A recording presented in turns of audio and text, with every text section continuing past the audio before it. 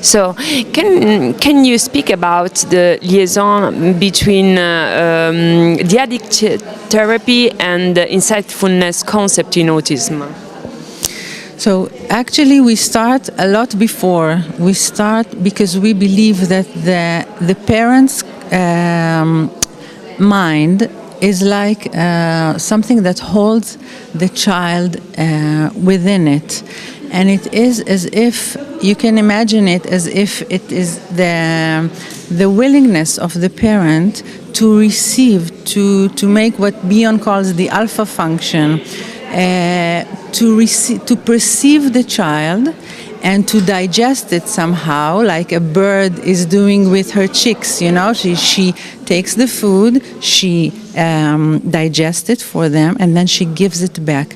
Because when the baby is born, he has a lot of feelings which are, he doesn't know what he feels, and the mother comes to him and she says, well, now you're tired, well, now you're hungry, and she tries.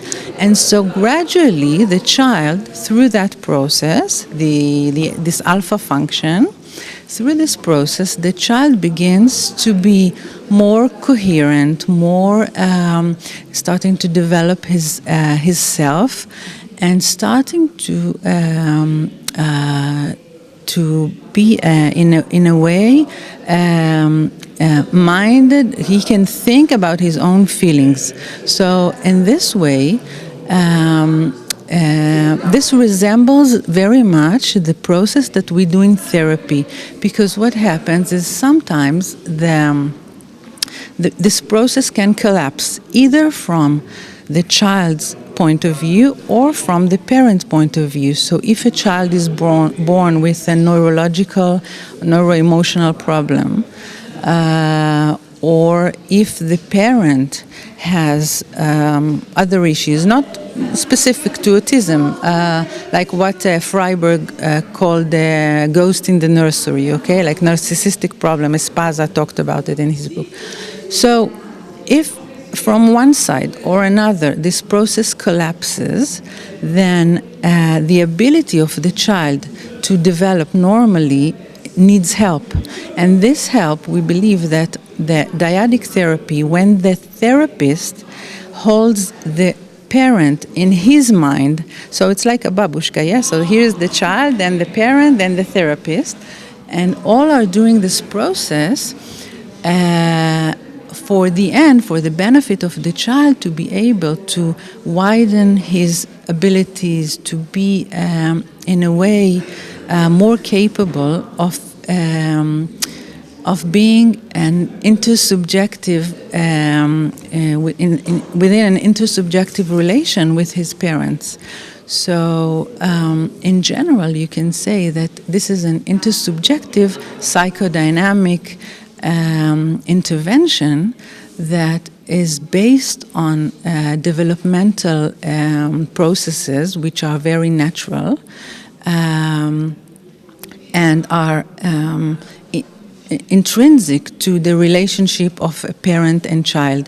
And this is why we focus a lot on this, and this is definitely psychodynamic thinking, but very much based on evidence-based research with, you can see, for example, Traverten or other researchers that talk about those issues. What happens to the baby?